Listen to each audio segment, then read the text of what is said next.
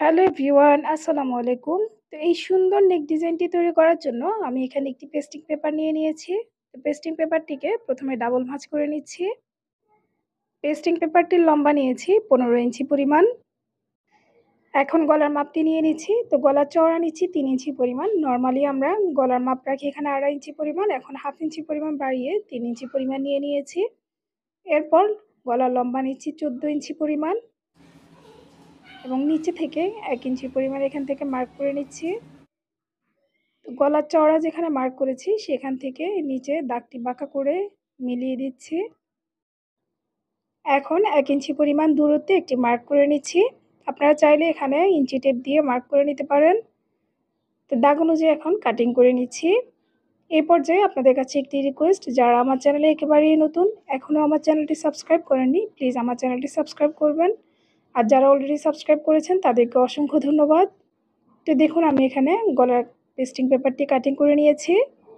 Pasting পেপারটি একটি কাপড়ের উপরে আয়রন করে নিয়েছি। সাইড থেকে হাফ ইঞ্চি পরিমাণ কাপড় রেখে তারপর কাটিং করে নিয়েছি। তো এখন কাপড়টিকে এই যেভাবে ভাঁজ করে চারপাশ থেকে সেলাই করে নিব। তো দেখুন, সেলাই করে নিয়েছি। এখন জামার সাথে পেস্টিং পেপারের কাপড়টি জয়েন করে নিব, এই জন্য জামার মিডল পয়েন্টে একটি মার্ক করে নিয়েছি। এখন পেস্টিং পেপারের কাপড়টি জামার কাপড়টির সাথে ভালোভাবে সেট করে নিয়ে সাইড থেকে সেলাই করে নিব। তো এই যে দেখুন কিভাবে সেলাই করব, আমি সেলাইটি দেখিয়ে দিচ্ছি। পেস্টিং পেপারের সাইড থেকে কাপড়টি সেলাই করে নিতে হবে। সেলাইটি কিন্তু পেস্টিং পেপারের উপরে দেওয়া যাবে না, পেস্টিং পেপারের সাইড থেকে সেলাইটি করে নিতে হবে। সেলাই করার পর এখন এখানে 2 সুতা পরিমাণ কাপড় রেখে বাকি কাপড়টি আমরা কাটিং করে নিচ্ছি। 2 কর্নারে ছোট ছোট 2টি কাট বসিয়ে দিচ্ছি উল্টানোর সুবিধার জন্য। এখন পেস্টিং এর কাপড়টিকে উল্টিয়ে জামার উল্টো সাইডে নিয়ে যাব। এই যে দেখুন, এভাবে করে আমরা উল্টিয়ে নিচ্ছি। আমি এখানে এক কালারের একটি কাপড় নিয়ে নিয়েছি। তো কাপড়টির উপরে কিছু সেলাই করে দিব। এই যেভাবে করে আমরা ভাঁজ করে একটি সেলাই করে দিব। এই যে দেখুন, এরকমই সেলাইটি হবে। তো 1 ইঞ্চি পরিমাণ দূরত্বে আমরা আরও একটি সেলাই করে নিব। একই রকমভাবে পুরো কাপড়টিতে আমরা সেলাই করে নিব। ভিডিওটি ভালো লাগলে প্লিজ ভিডিওটিতে একটি লাইক দিবেন, ফ্রেন্ডস অ্যান্ড ফ্যামিলির সাথে ভিডিওটি শেয়ার করবেন। তো দেখুন, আমরা সেলাই করে নিয়েছি। তো এরপর আমরা আয়রন করে নিয়েছি কাপড়টি। আয়রন করার পর দেখুন সেলাইগুলো একদম খুব সুন্দর ফিনিশিংভাবে বসে গিয়েছে। এখন জামার সাথে কাপড়টি আমরা জয়েন করে নিব।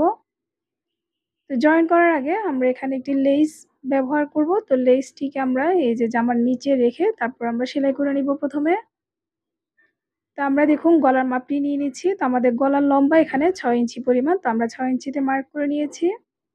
6 ইঞ্চি পর্যন্ত আমরা এখানে লেসটি সেলাই করে নিব।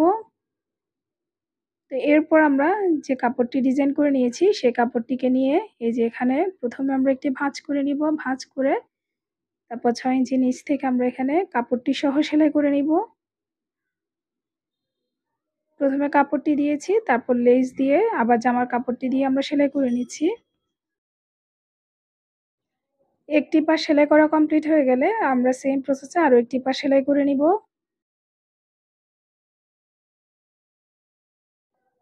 তো এখানে দেখুন আমরা আরও একটি লেস নিয়ে নিয়েছি। তো লেসটিকে এই যেভাবে করে সেট করে নিয়ে তারপর আমরা আগের মতো করে সেলাই করে নিচ্ছি।